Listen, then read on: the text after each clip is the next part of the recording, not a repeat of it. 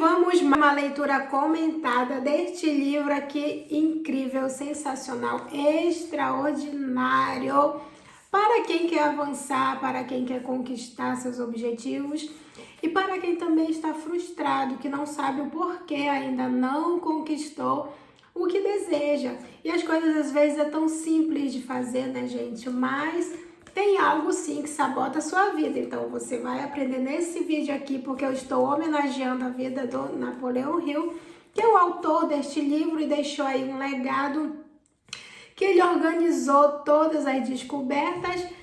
Napoleão Hill realizou a descoberta e deixou tudo organizado sobre o fracasso e o sucesso. Ele dedicou a sua vida nesse processo, né, de descobrir por que algumas pessoas conquistam e outras não. Quer aprender? Fica nesse vídeo até o final, pegue seu livro e vamos ler comigo.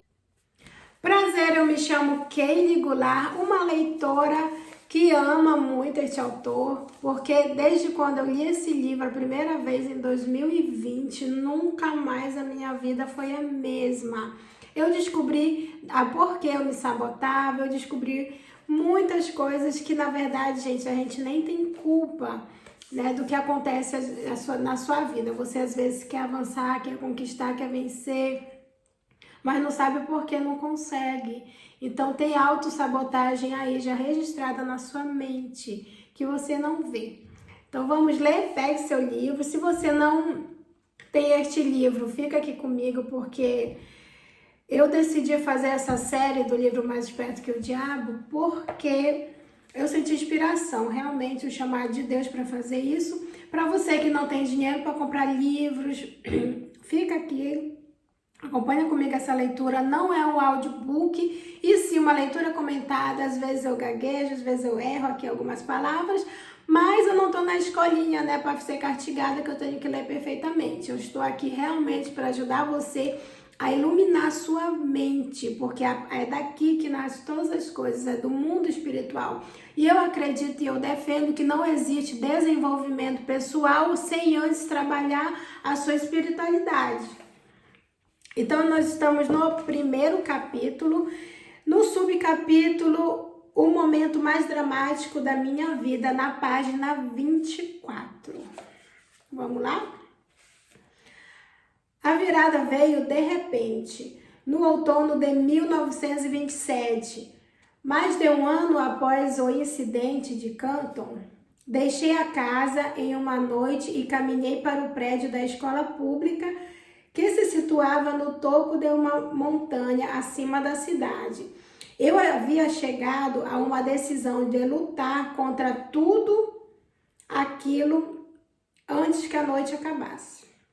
Comecei a caminhar em volta do edifício, tentando forçar meu cérebro confuso a pensar com clareza. Devo ter dado centenas de voltas ao redor do prédio antes que qualquer coisa que se assemelhasse a um pensamento organizado pudesse cruzar a minha mente. Quando caminhava, repetia constantemente para mim mesmo: existe uma saída e eu vou achá-la antes de voltar para casa. Devo ter repetido esta frase mais de 1000 vezes. Além disso, estava decidido a fazer exatamente o que eu estava dizendo a mim mesmo. Estava totalmente desgostoso comigo mesmo, mas ensaiei uma esperança de salvação. O que acontece? Ele estava frustrado. Se você não viu o vídeo anterior, volta lá para você entender. Ele estava frustrado, né? Tinha sido ameaçado de morte, passou por várias situações. E aqui ele falou: existe uma saída e eu vou achá-la antes de voltar para casa. Eu lembrei dos meus filhos, ele falava assim: mãe, eu não sei fazer isso, dá o seu jeito, tudo tem um jeito na vida e vai descobrir o que é. Eles ficavam chateados, ficavam com raiva, mas eles entendiam. Hoje eles já são adolescentes e eles entendem que, na verdade, tem tudo tem uma saída, né, gente? Então ele estava decidido e ele repetiu essa frase 1000 vezes. E você também pode fazer isso com a sua vida. O que é que você quer mudar hoje? Eu vou mudar essa situação, existe uma saída e eu vou encontrar, eu vou fazer isso acontecer, entende? Você determina, você dá a direção da sua vida. Ele falou isso com esperança, né? Vamos continuando. Então, como um raio que cai de um céu claro, uma ideia explodiu em minha mente, de tal forma que o impulso fez com que o meu sangue subisse e descesse das minhas veias de forma absurda. Este é o seu período de teste. Você foi reduzido à pobreza e humilhado para que pudesse ser forçado a descobrir o seu outro eu. Eu já expliquei sobre esse outro eu, né, gente? Nas igrejas cristãs, as pessoas falam o outro eu como tá ouvindo a voz do Espírito Santo, tá falando com o Espírito de Deus, e em outras crenças dizem que estão falando com os mentores de luz, com os meus guias, com minhas... Eu não sei com entidade, eu não sei o que é que você acredita, mas ele aqui, ele definiu como o outro eu dele. Por que ele falou outro eu? Porque ele se sentia parte daquilo, ele sabia que dentro dele tinha algo que não podia separar, né? Que na verdade o Espírito de Deus, ele vive em nós, ele faz parte de nós, é por isso que ele definiu como outro eu. Pela primeira vez em anos, recordei o que o Sr. Carnegie disse sobre o outro eu. Neste momento, lembrei-me de que ele havia dito que eu descobriria esse outro eu no final do meu trabalho de pesquisas, pelas causas de fracasso e sucesso. E ainda recordei que ele disse que a descoberta normalmente viria como resultado de uma emergência, quando homens são forçados a mudar seus hábitos de pensar e formas para sair daquela dificuldade. E às vezes nós só encontramos Deus, nós só vemos a luz no momento de dificuldade, no momento da pobreza, no momento da escassez, no momento da doença, que é lá que nós encontramos a saída, né? Se tá tudo bem na sua vida, você nunca vai encontrar a saída, né, gente? Então, às vezes, se você tá com uma situação difícil, quer descobrir, quer ficar mais perto que o diabo, então, você pega essa situação que você tá e começa a falar, eu vou sair da situação. Deus, fala comigo e me mostra. Continuei caminhando ao redor da escola, só que agora eu estava flutuando. Inconscientemente, parecia saber que estava para ser liberado da prisão que havia feito em mim. Ele mesmo se aprisionou. Às vezes, gente, você mesmo se aprisiona, a gente mesmo se aprisiona por medo, né, de problema, de circunstância e acaba não procurando saída. A partir desse momento, me dei conta de que essa grande emergência havia me trazido uma grande oportunidade, não somente para descobrir o meu outro eu, mas também para testar a eficácia da filosofia de sucesso que eu havia ensinado a outros como sendo algo palpável e realizável. Brevemente, eu saberia se ela funcionaria ou não. Tomei a decisão de que, se ela funcionasse, se ela não funcionasse, eu queimaria todos os manuscritos e nunca mais me sentiria culpado por tentar provar aos outros que eles eram os mestres dos seus destinos e capitães das suas almas. Nesse momento, ele já havia terminado toda a pesquisa dele, só que ele só ensinava. Tem muita gente que só ensina, né, gente? O que aprendeu na faculdade, o que aprendeu na escola, mas a pessoa somente sabe de verdade se aquilo dá certo, se ela aplicou na própria vida. E ele já tinha ensinado, né? Ele dava já palestras. Só que Deus forçou ele a passar pelo vale da sombra da morte, pelo deserto, pela dificuldade, pela falta de dinheiro, pelo medo, para ele poder aplicar na vida dele, para ele ver realmente isso aqui dá certo, realmente isso dá resultado.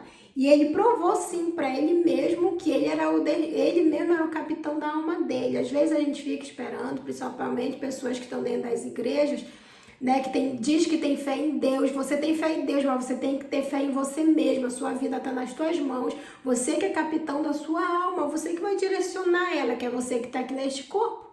Sua alma está neste corpo, nós somos um espírito. Né? E Deus já fez todas as coisas, tudo está funcionando conforme as suas leis divinas. Mas você precisa realmente reconhecer a fé em si mesmo, porque fé em Deus você já tem. Você tem que ter mais fé em si mesmo e confiar mais em você. A lua cheia estava recém cobrindo o topo da montanha. Eu nunca havia visto brilhar tão intensamente antes. Enquanto a estava contemplando, outro pensamento cruzou na minha mente. Você tem mostrado às outras pessoas como dominar o medo e como sobrepujar as dificuldades que surge nas emergências da vida. De agora em diante, você pode falar com autoridade, porque está ao ponto de superar as suas próprias dificuldades com coragem e objetivo absoluto e destemido. Com esse pensamento, veio uma mudança de química no meu ser, que me levou a um estado de euforia. Gente, como Deus falou para ele, né? Eu acredito como Deus, eu cresci acreditando que era o Espírito de Deus, né, falando com nós, então é dessa forma que eu vou explicar para você.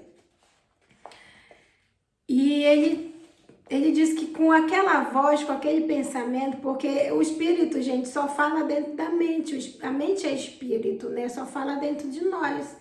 Então, quando ele ouviu aquela voz, a química do corpo dele começou a mudar, ele começou a ficar eufórico, que ele nunca mais havia experimentado. Ele diz aqui, meu cérebro começou a clarear e o estado de letargia do qual ele se encontrava começou a passar. A minha razão passou a trabalhar novamente, ele começou a pensar, né, de volta. Eu já falei, gente, sobre esse livro aqui, do Dr. Joe Dispenza. Esse livro, ele é um médico, né? Ele fala muito sobre essas mudanças de química. Quando a pessoa passa por muito tempo preocupada, estressada, com medo, angustiada, sofrendo, se sentindo às vezes não merecedor e tudo, aquela química fica lá vibrando dentro dela. São bioquímicas comprovadas cientificamente. No teu corpo fica te dando aquela sensação e aquele sentimento todo o tempo. Então, quando ele ouviu essa voz, o medo foi embora, né? Ele começou a refletir, porque quando a gente está no medo, na preocupação, não consegue pensar nem buscar saída. Por um breve momento, estava pelo privilégio de passar por longos meses de tormento, já que a experiência me ofereceu a oportunidade de testar a eficácia dos princípios do sucesso, os quais eu havia pesquisado de forma inexorável.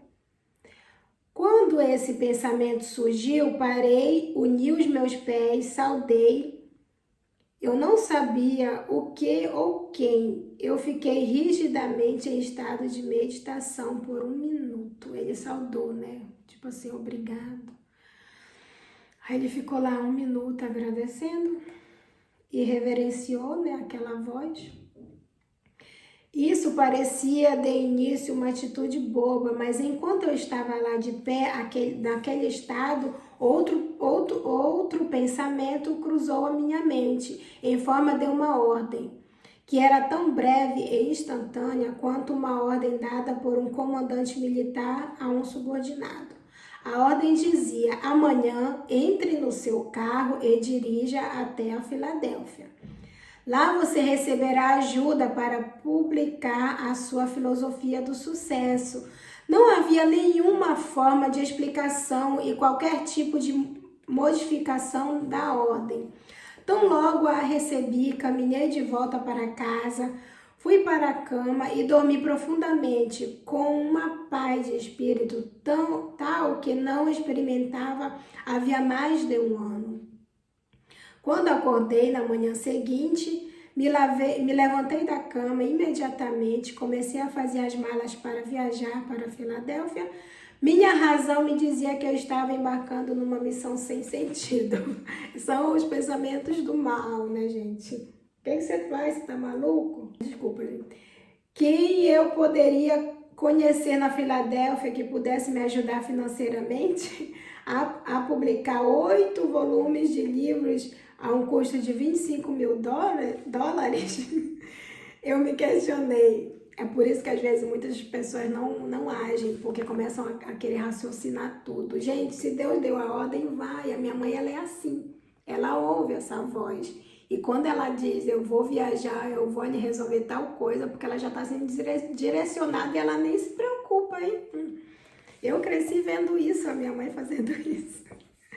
Instantaneamente, ouvi em minha mente a resposta para essa questão, de forma tão clara como se as palavras tivessem sido ditadas em meu ouvido. Você agora está seguindo ordens em vez de ficar fazendo perguntas.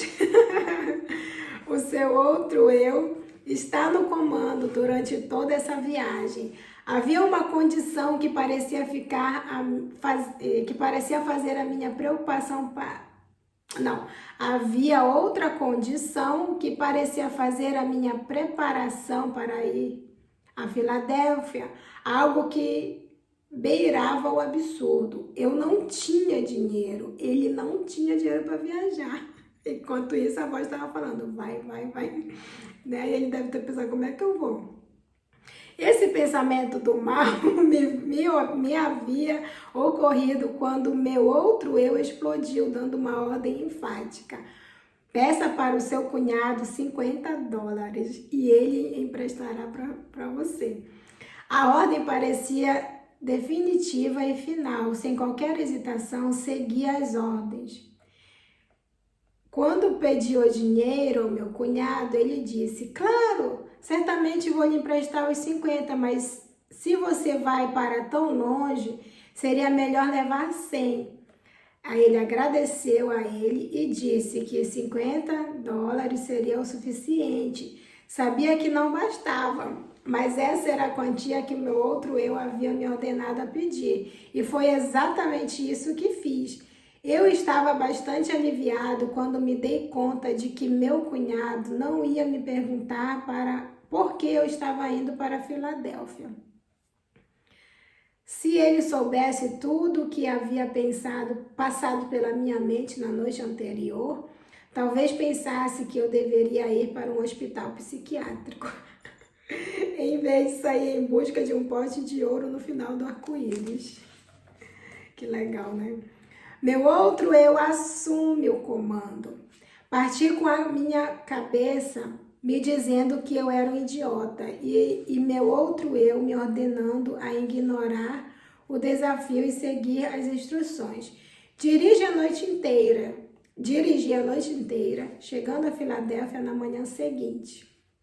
Meu primeiro pensamento foi o de procurar uma pensão onde eu pudesse alugar um carro de $1 por dia.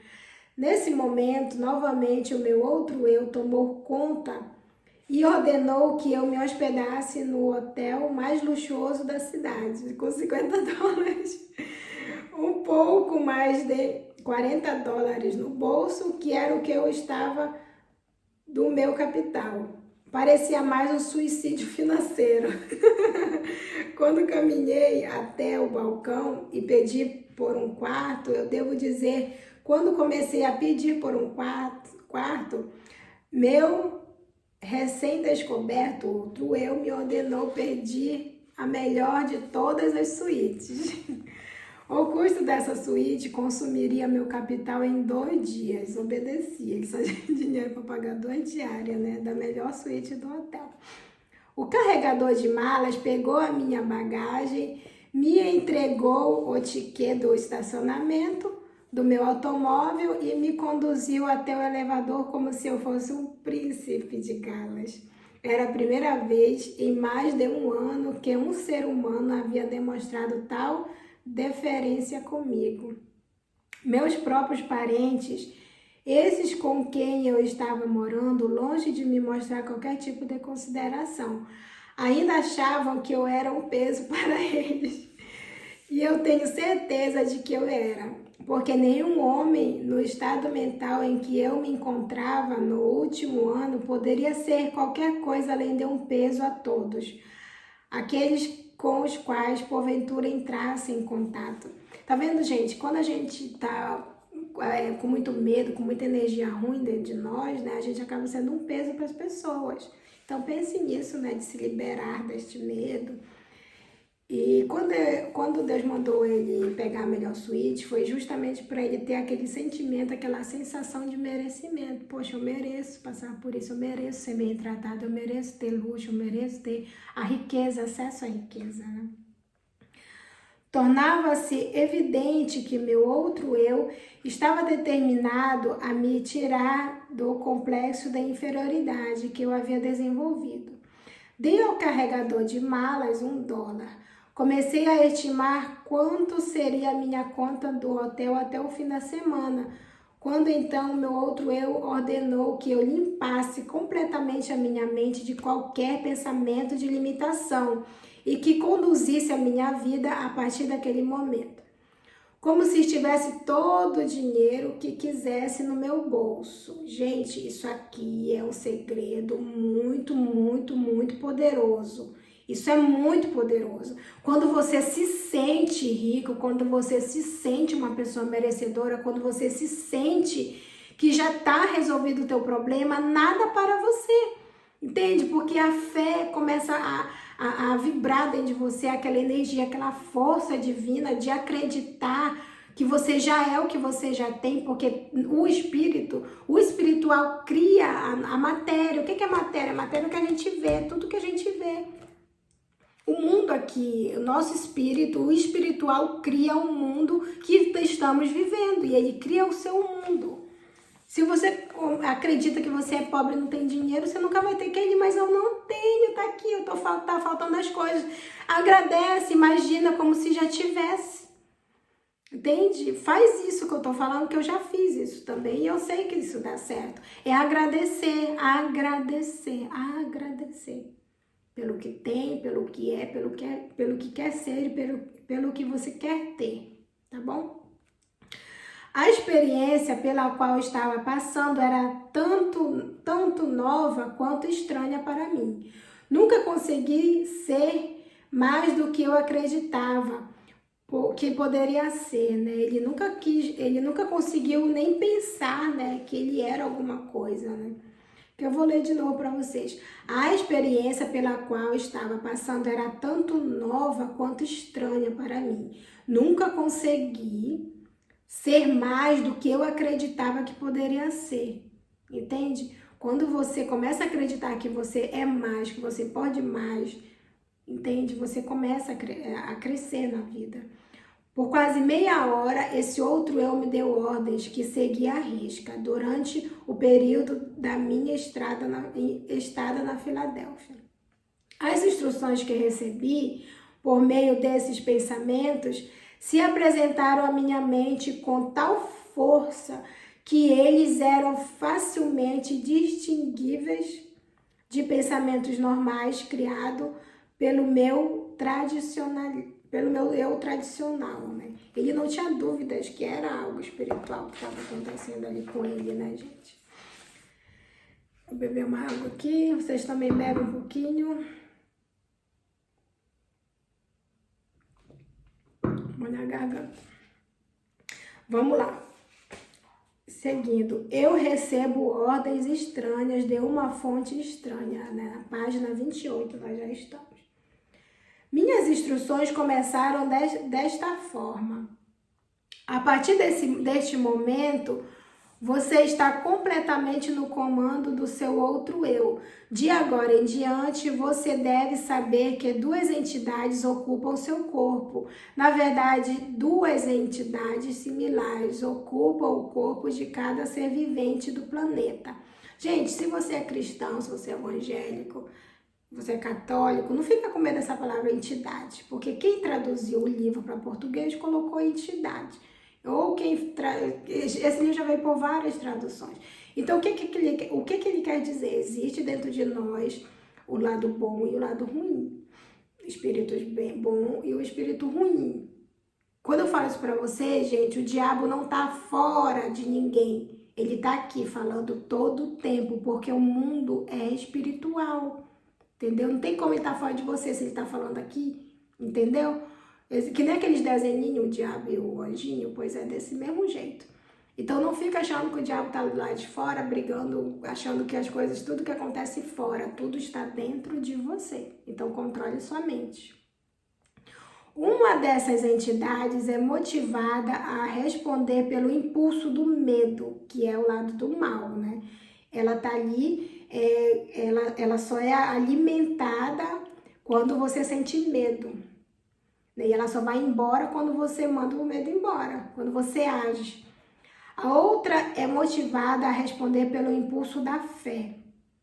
Quando você age pela fé, não pelo que você tá vendo. Quando se Deus fala para você, falasse para mim que ele caminha, eu não tô vendo uma ponte. Mas se Deus falou caminho, eu vou lá e caminho. Mas o medo, às vezes, eu não sei o que vai acontecer. Eu podia não gravar esse vídeo, vão me criticar, vão me xingar, vão não sei o que, eu não sei o que pode acontecer. Gente, se Deus mandou, eu vou lá e faço. Não quero saber o que tá pela frente. Se ele mandou, ele sabe o que tem pela frente. Eu só consigo ver o que tá aqui nos meus olhos. Não é verdade? Por mais de 1 ano, você foi conduzido como um escravo pela entidade do medo. Há 2 noites, a entidade fé assumiu o controle do seu corpo físico. E a partir daquele momento, você foi motivado por essa entidade. Por mera conveniência, você pode chamar essa entidade de fé, de seu outro eu. Ela não conhece limitações, não tem medos e não conhece a palavra impossível. Às vezes você quer brigar, a pessoa tá fazendo não sei o que, ela tá com o diabo ali. Gente, o diabo ele é o medo. O medo de não agir. A insegurança. E quando a gente está instruída pela fé, a gente não sente medo, não vê limites.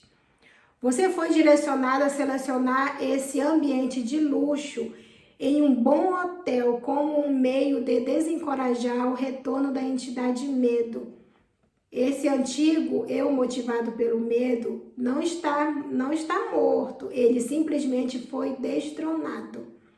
Tá vendo? Quando a gente tem acesso às coisas boas da vida, a gente começa a liberar um sentimento de merecimento. Que gostoso, que bom ter essas coisas. Mas não, às vezes você acredita, porque tem um versículo na Bíblia que é mais fácil entrar um camelo no fundo de uma agulha do que um rico no céu, aí você acha que tem que ser pobre. Gente, Deus é rico, quem te fez é rico, a riqueza é dele. Se você acredita que a pobreza é de quem, gente? Me fala. Entende? Comece a desejar, aprecie as coisas dos ricos, abençoe os ricos, admire o que eles têm, né?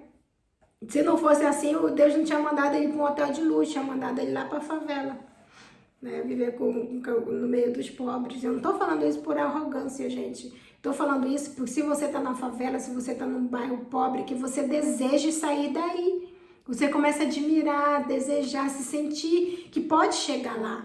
Pode ter o melhor que você merece. Comer o melhor dessa terra. Esse antigo eu, ele sempre vai o medo, né? O medo foi destronado, ele foi tirado do trono, mas ele vai estar lá, né? Como foi falado, ele sempre vai estar lá. Ele o seguirá onde quer que você vá, esperando uma outra oportunidade favorável para tomar conta de você novamente. Ele somente pode tomar o controle de você por meio de seus pensamentos. Você tá vendo? Lembre-se disso e mantenha as portas da sua mente hermeticamente fechadas contra todos os pensamentos que procuram limitá-lo de qualquer maneira, e você assim ficará a salvo. Não se permita preocupar-se com dinheiro que você precisará para suas despesas imediatas. O recurso virá a você no momento em que você necessitar dele. Acredite, eu tô precisando, mas o recurso vai vir, repete 1000 vezes, se for preciso, o recurso vai vir.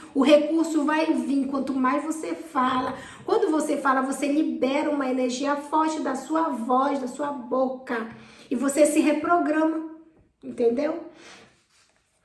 Agora vamos aos negócios. Antes de qualquer coisa, você deve saber que a entidade fé agora está no comando do seu corpo, não faz nenhum tipo de milagre e também não trabalha em oposição nenhuma às leis da natureza, às leis divinas, às leis do universo. Existem leis que regem todas as coisas.